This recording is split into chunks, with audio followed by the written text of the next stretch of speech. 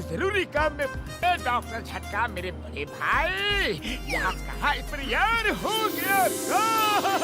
अरे मेरे भाई, ये कोई मामूली हैट नहीं है।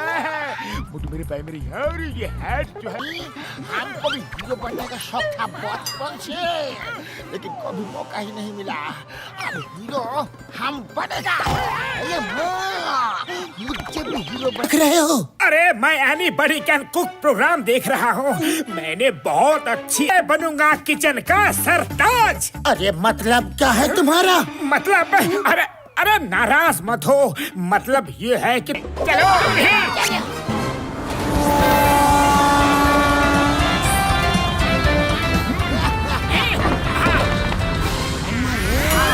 इतने सारे एनिमल्स, वाह कैसे हो लायन भैया।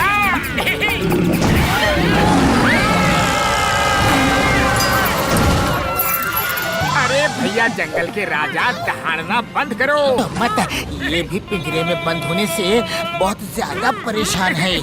अच्छा चलो ठीक है, बाय बाय लायन भैया।